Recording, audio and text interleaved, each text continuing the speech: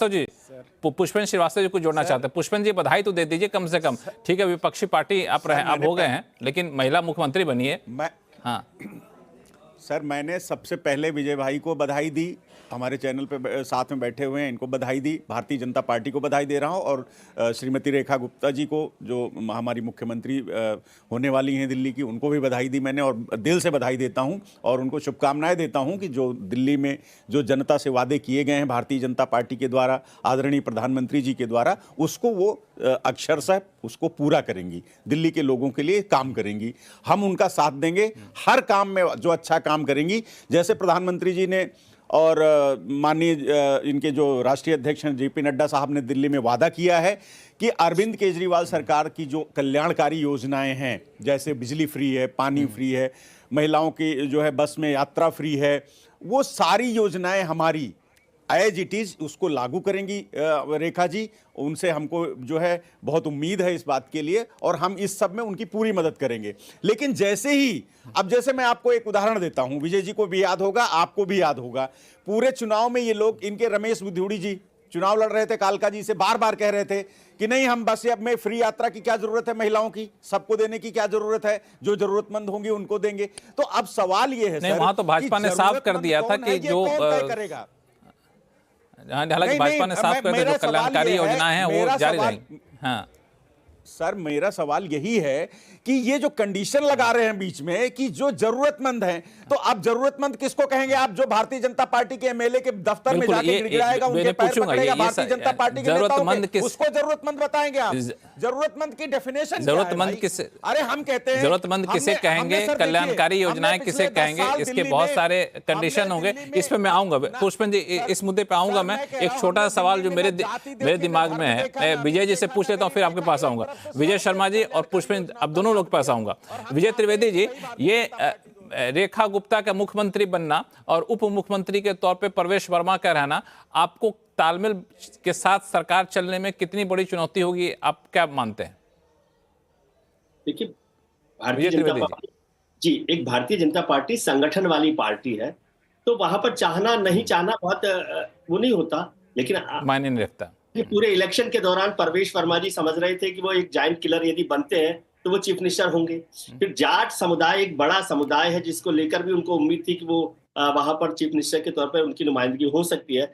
तो वो एक इम्बैलेंस तो थोड़ा सा रहेगा ही कि रेखा गुप्ता जी के साथ, लेकिन पार्टी इस तरह की है कि वहां पर जो जिम्मेदारी मिल गई है उसमें वो काम करे मिलकर। और मैं विजय शर्मा जी से ये कह रहा था कि मेरा निवेदन केवल इतना था कि तय प्रधानमंत्री जी को ही करना है, और प्रधानमंत्री जी ने ये चुनाव जिताया है। आपके पास तो लीडर था नहीं, आप तो किसी लीडर के साथ गए, तो फिर प्रधानमंत्री जी तो जल्दी तय कर सकते थे। मैं ये कह रहा था कि प्रधानमंत्री जी को इसको तय करने में इतना वक्त क्यों लगा।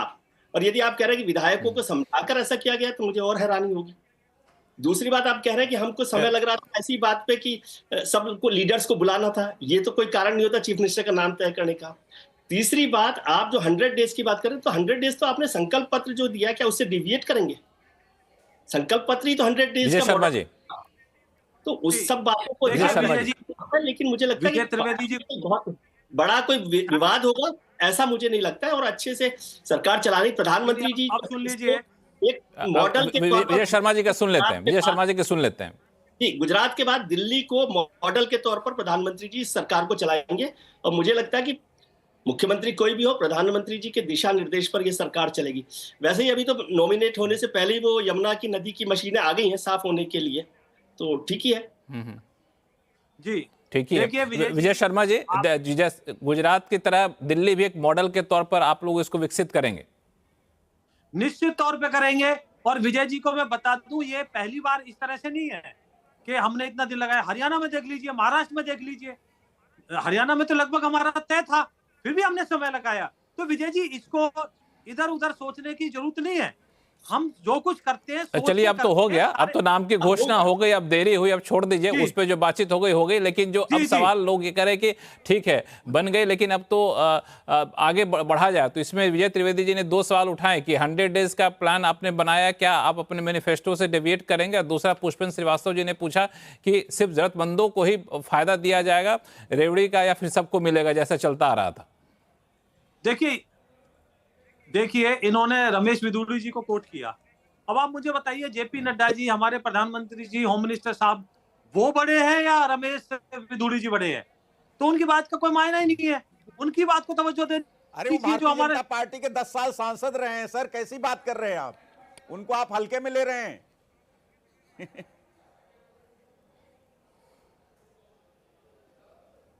तो बात भी विजय है। शर्मा जी, अब आप लगता है इसको कि 10 साल लोग हैं सांसद यहाँ रहे हैं पे, आपके, किसको 3 बार विधायक रहे हैं वो। नहीं, 10 साल सांसद वो शर्मा जी- रहे हैं, बिल्कुल रहे हैं। एक मिनट बताइए मुझे, 10 साल सांसद रहे हैं वो, तो क्या प्रधानमंत्री जी से बड़े कद है उनका? क्या होम मिनिस्टर साहब से बड़ा कद है बड़े उनका? छोटे तय क्या करना जो आपका राष्ट्रीय काम है, अध्यक्ष वो उनसे बड़ा हमारा कद है काम उनका? नहीं है, लेकिन तो आप महत्वपूर्ण मुझे नेता बताइए हैं ना। आपके वो, तो आप मुझे आपको मानना बताइए कि- चाहिए। और नहीं, अगर नहीं, आप उनको नहीं मुझे मानते तो बताइए भाई ना, आपकी अपनी समस्या है। आप किसकी बात पे यकीन करेंगे? आप संकल्प पत्र पर यकीन करेंगे ना? जो हमारे नड्डा साहब बोलेंगे बिल्कुल वो करेंगे, करेंगे ना? लेकिन क्लैरिटी दे दी ना उन्होंने, तो बस फिर ठीक है। संकल्प आप देखिए, आप मान के चलिए पुष्पेंद्र जी, जो बातें हमने अपने संकल्प पत्र में कही है वो सारी बातें पूरी होंगी, और जनता खुश है, और जनता आगे इतनी खुश होगी कि आपको दोबारा मौका नहीं देगी। दिल्ली की जनता दोबारा मौका नहीं विजय देगी, संक्षिप्त क्योंकि इसका विजय इतिहास जी गवाह है। संक्षिप्त में बता आपने दीजिए। हरियाणा में देखा, विजय जी संक्षिप्त में एक जवाब दे दीजिए। अब लड़ाई, आज लड़ाई का वक्त नहीं है, आज लड़ाई का वक्त नहीं, आज बहुत ही शुभ वक्त है कि भाजपा के मुख्यमंत्री बनी है रेखा गुप्ता। इस पे विजय शर्मा जी, पुष्पेंद्र जी आपको लड्डू खिलाएंगे, आप शांत हो जाइए। पुष्पेंद्र जी आपको लड्डू मिलेगा, फिरता रहे। विजय शर्मा जी, मेरा सवाल आपसे यह है कि जो वादे याद दिलाते रहेंगे, आपको क्या लगता है दिल्ली सरकार कौन सा ऐसा बड़ा काम करेगी सबसे पहले, जो एक कह सकते हैं कि जो मिसाल के तौर पर होगा? देखिए, आने के साथ ही इतना बड़ा काम शुरू कर दिया, क्या यमुना की सफाई के लिए बड़ा काम करेगी, या फिर कोई और कुछ एजेंडे में है जो एक तरीके से लगे कि हाँ वापस सत्ता बदला है तो ये दिखने लगा हमें? आपकी प्रायोरिटी क्या होगी इसमें, विजय शर्मा जी?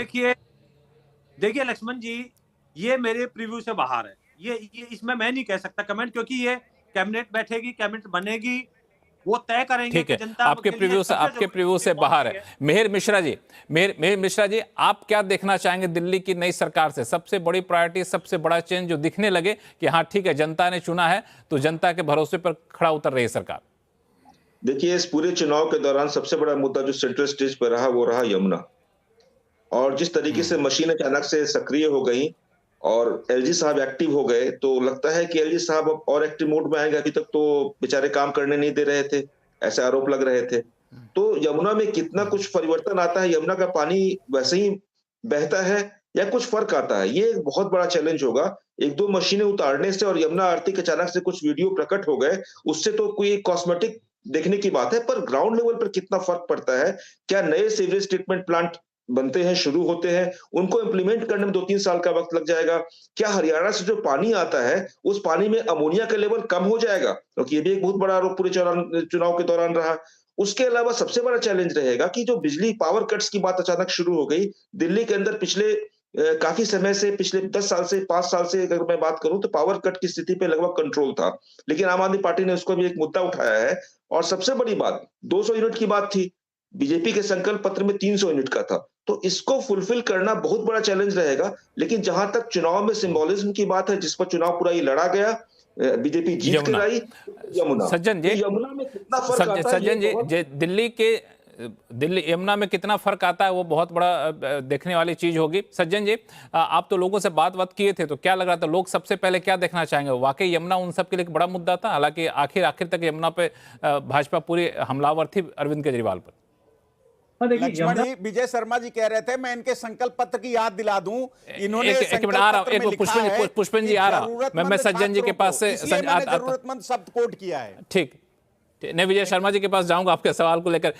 सज्जन जी, देखिए यमुना निश्चित तौर पे एक बहुत बड़ा इशू था लोगों के बीच में, चूंकि देखिए यमुना की सफाई के साथ साथ एक बहुत बड़ी समस्या ये थी कि यमुना के साथ पानी की भी समस्या थी, गंदा पानी आ रहा था, सब कुछ था हरियाणा से, उसमें ब्लेम गेम चल रहा था हरियाणा के ऊपर, लेफ्टिनेंट गवर्नर के ऊपर, और उसके अलावा केंद्र सरकार के ऊपर। तो निश्चित तौर पे यमुना तो एक मुद्दा है, लेकिन बीजेपी की सबसे बड़ी चुनौती क्या है कि इन्होंने सब कुछ एक साथ, वो कहते हैं ना कि झोली में सब कुछ परोस दिया है, वादा कर दिया है कि एक तरफ तो आपने पूरे यहाँ के इंफ्रास्ट्रक्चर को चेंज करने की बात की, जिसमें कि ट्रैफिक जैम्स की बात हो, नए रोड्स नहीं बन रहे हैं, फ्लाईओवर्स की जरूरत है, उसके अलावा यहाँ के बसों की फ्लीट को करने के, और दूसरी तरफ जितनी भी फ्रीबीज की पॉलिसीज थी उसको कंटिन्यू ही नहीं, उसको और ज्यादा बढ़ा के देने की बात की है। अब ये सब कुछ केवल सीएम से संभव नहीं है, इसलिए मान के चलिए कि ये सीएम, लेफ्टिनेंट गवर्नर और ऊपर से केंद्र सरकार पीएम, चूंकि दिल्ली पे तो केंद्र सरकार का भी काफी ज्यादा वर्चस्व है, तो इन तीनों के सिंक्रोनाइजेशन से ये सब कुछ संभव है। लेकिन लोग जो सबसे पहले देखेंगे उसका एक क्लास बेसिस होगा, मिडिल क्लास को देखना होगा कि उनके हिसाब से ट्रैफिक में, सड़कों के रिपेयर्स में और बाकी जो यातायात की सुविधा है, पानी है, इन सब में कुछ सुधार हो रहा है या नहीं। और जहां तक बाकी पुअर सेगमेंट्स की आप बात कर ले, जो एक बड़ा तबका है जिसके एक बहुत बड़े हिस्से ने बीजेपी को सपोर्ट किया, वो देखेगी कि जो उन्हें सुविधाएं मिल रही थी वो सुविधाएं जारी हैं या नहीं, अलावे और कुछ ज्यादा मिल रहा है कि नहीं। और सबसे बड़ी बात जो है, देखिए दिल्ली में एमसीडी आम आदमी पार्टी के बाद आई और कोई बहाना नहीं था, दिल्ली बिल्कुल एक गार्बेज बन चुका है, आप कहीं भी जाइए सफाई नहीं है। और अब ये बहुत बड़ी चुनौती होगी, क्योंकि अप्रैल में आपको एमसीडी के इलेक्शन होने हैं, तो ये अभी तो ट्रिपल इंजन की सरकार है, केंद्र सरकार, लेफ्टिनेंट गवर्नर और सरकार, एमसीडी भी आ गई, तो बीजेपी के पास कोई एक्सक्यूज नहीं होगा। और जितनी बड़ी प्रॉमिस है, हर सेगमेंट की अपनी अलग अलग अपेक्षा है। यमुना निश्चित तौर पे एक शो, लेकिन सिंबोलिज्म से काम नहीं चलेगा, इसमें कुछ कॉन्क्रीट सिंबोलिज्म से काम नहीं चलेगा, सिंबोलिज्म से काम नहीं चलेगा, कॉन्क्रीट